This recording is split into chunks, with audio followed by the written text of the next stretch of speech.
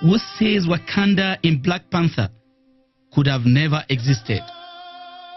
Well, listen to this. If you own an automatic car, the auto gear shift in your car was invented by an African, Richard Bowie Spice. He also developed the automatic safety brake system, the horizontally swinging barber's chair that we enjoy at our hair salons, and the beer keg tap that helps control the serving of beer.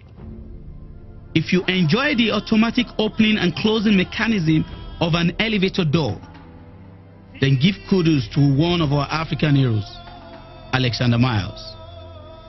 How many of you understand that transportation of perishable goods, ice blocks and ice cubes could be but an unattainable dream if not for the small cooling unit in our cooling vans?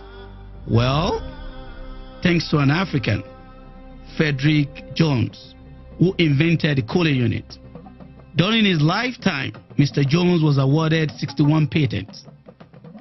Who knows that ordinary modern-day letter box was invented by an African, Philip Downing? Do you also know that lantern was invented by another African, Michael Harvey? In 1916, a group of workers were trapped in a water intake tunnel 50 feet below Lake Erie. Their lives were all saved by an African inventor, Garrett Morgan.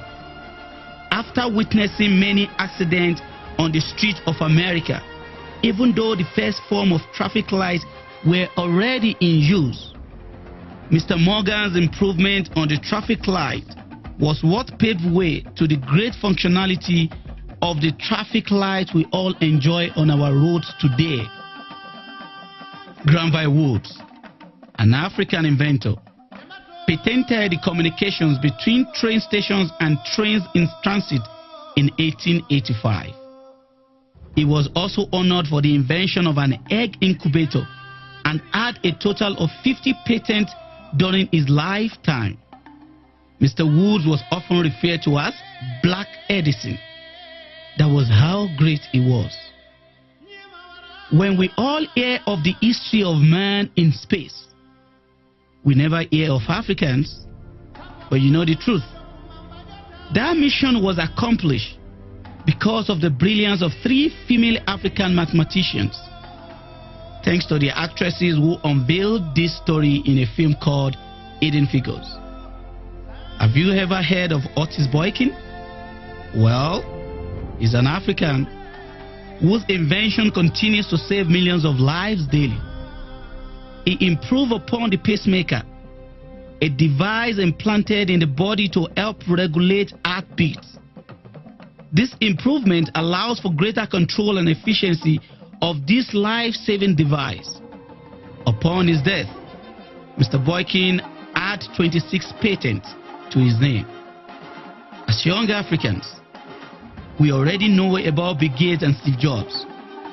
We read motivational books and we find stories of people like Michael Dell of Dell Computers. All we were told were stories of great inventors of Caucasian descent.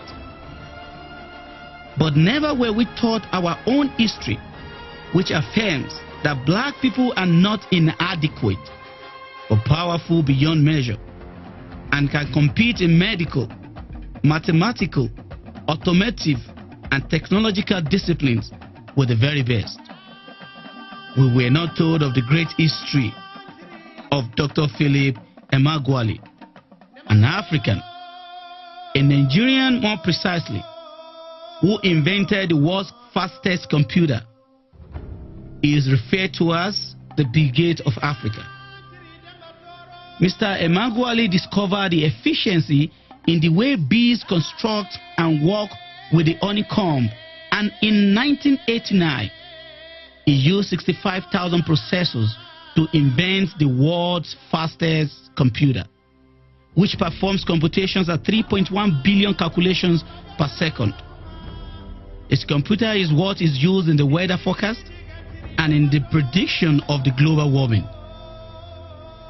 These are just very few of many great African inventors.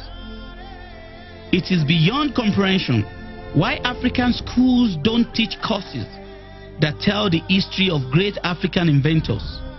Because that alone can provide priceless inspiration and affirmation for Africans and their understanding of their place in the world. While we cannot deny the great effort of our Caucasian, Asian, and Indian counterparts in a civilized world, we must never forget the brilliance of black people, because the combined effort of everyone is what has made our world what it is today. But despite the great innovations of Africans, one thing stood out. All these Africans carried out their genius work on foreign soil, and that is something to worry about. Well, the reason is simple.